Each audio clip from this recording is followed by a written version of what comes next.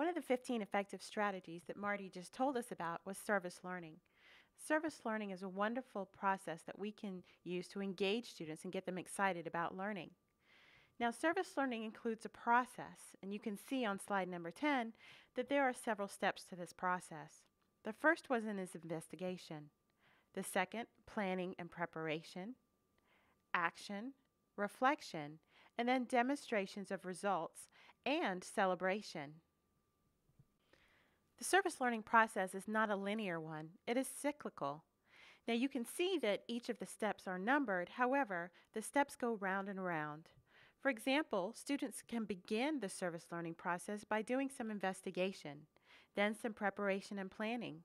However, during this stage, they may see that they need to go back and do some more investigation. They may also move forward and do some action. They may say, oh, let's go back and do some more preparation and planning. But all along the way, you can see that the youth are engaged and excited about what they're doing. Why is investigation so important? Well, there are many reasons. The first one is that we need to address community school priorities. For example, it's important for youth to learn what are the priorities in their school. What are some of the policies? What's important? The next thing is that it helps students to develop research skills. And we know that research skills are not just important in the classroom, they're important in the real world. The third piece of this is project investment. The students need to learn about the issues, learn about the needs and assets of their community or of their school so that they can feel invested in the project that they then develop. Next, it's important for youth to engage the community and the school as partners. Students and teachers cannot do service learning by themselves. It is important to not only engage the community as reciprocal partners, but to see the community and school as a part of their learning environment, and for them to see themselves as a greater part of the school or community. Next, it's important to do investigation because it helps to build responsive citizens, leaders, and to see youth as change agents. What could be more exciting than engaging students in affecting change in their communities?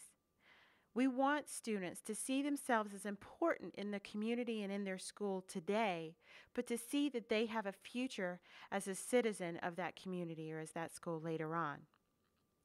And finally, it's so important for at-risk youth to see themselves as resources in their school or community. Youth are often seen as the problem or the issue, but we can turn that around, and service learning lets youth see themselves as resources. Investigation is a process. When you're working with your students, first discuss how your school is considered a community. This establishes in the students' minds how they are a part of the greater school.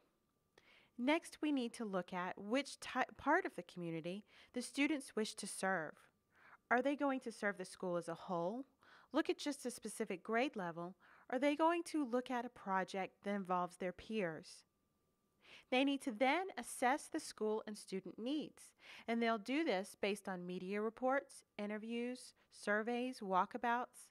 What are the needs of the school and the students? What are the assets of the school and the students?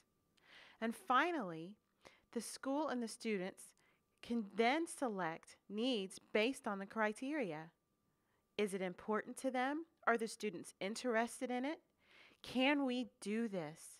What good is selecting a group of needs if the student cannot meet those needs? We need to look at things that the students can actually do to really meet those needs and be successful at meeting those needs.